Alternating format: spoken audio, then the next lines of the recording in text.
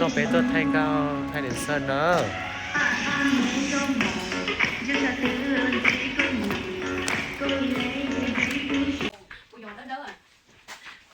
mất chuyện của tao ít tay chưa thì nó to rồi. Giờ em không có chuyện trong của ít sao đó.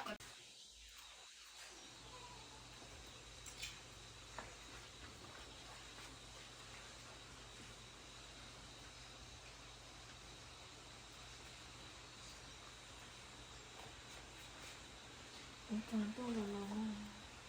có lưng tôi sao cắm có Còn là nhiều cô tỏ giá nó chung cái cướp. Là những cô tỏ giá. là thế là con được con rồi lấy khoa giỏi đi nó lấy ngon bây giờ đi nữa mà hết tiền ra em từ con này em nhiều thêm nó làm kinh tế chỉ nó có giá cô đôi lúc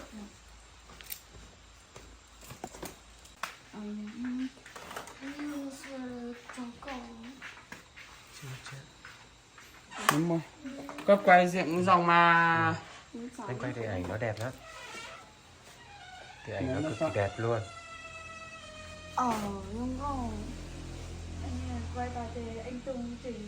1 mét là cứ ở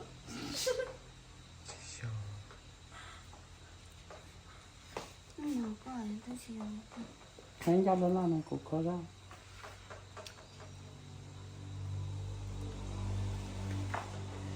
anh cho làm gì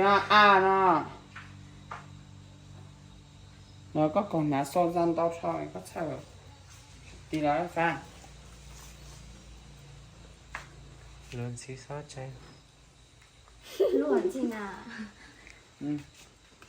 mông cứng chẳng à tính có lưng cứng thế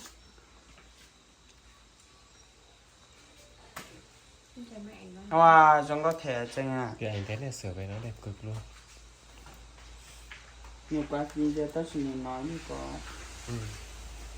ngon rồi anh sẽ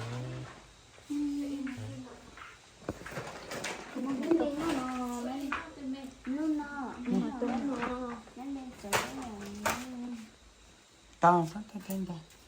Tùng like á?